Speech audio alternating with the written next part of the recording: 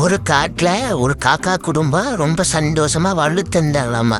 அப்ப அந்த காக்கா கூட்டுக்கு கீழே ஒரு புத்து இருந்துச்சு. அந்த புத்துல ஒரு பாம்பு குடி வந்துச்சம்மா. குடி வந்த பாம்பு காக்காலாம் வெளியே போனதுக்கப்புறம் காக்காவோட முட்டைகளை சாப்பிட்டு உடைச்சிட்டு போயிடுச்சுமா. இதை திரும்பி பார்த்த காக்காவுக்கு ஒரே கஷ்டம். அப்ப காக்கா ஒரு மரத்து மேல உட்காந்து, அச்சோ இந்த பாம்பை ஏதாவது பண்ணி ஆகணுமே, ரொம்ப கஷ்டமா இருக்கு, என்னோட குழந்தைகளை கொண்டுச்சேன்னு ஒரு நரிக்கிட்ட யோசனை கேட்க போச்சம்மா. அப்ப அந்த நரி சொல்லிச்சா, ஒன்றும் கவலைப்படாத, நான் உனக்கு ஒரு யோசனை சொல்றேன். அது என்னன்னா, நம்ம ஊர் மகாராணி கிட்ட ஒரு முத்துமணி மாலை இருக்கு. அந்த மாலை ராணிக்கு ரொம்ப பிடிச்ச மாலை. அதை தூக்கிட்டு போய் பாம்பு குத்துல போட்டுருன்னு சொல்லிச்சம்மா. காக்காவும் அந்த முத்துமணி மாலைய ராணிக்கிட்ட புடிங்கிட்டு வேகமா போய் நேரா பாம்பு புத்தி நோக்கி போச்சம்மா.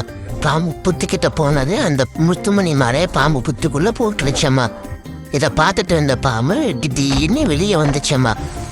இந்த பாம்பை பார்த்த வீரர்கள் என்ன பண்ணாங்க, எவ்வளவு பெரிய பாம்பு இருக்குதான்னு அந்த வீரர்கள் அந்த பாம்பை அடிச்சு கொண்டுட்டாங்க. பாம்பு சாகிறது அந்த காக்கா மேலாண்டு பார்த்துட்டு இருந்துச்சம்மா. அப்ப வீரர்கள் சந்தோஷமா அங்க கடந்த முத்துமணி மாலையை எடுத்துட்டு போய் ராணிகிட்ட கொடுத்துட்டாங்கம்மா. அப்ப காக்கா கொண்டு புரிஞ்சிச்சா, ஒருத்தருக்கு யார் கெட்டது பண்ணாலும் அதனோட விளைவு ரொம்ப மோசமா இருக்கும் அப்படின்னு புரிஞ்சுக்கிச்சம்மா. நன்றி.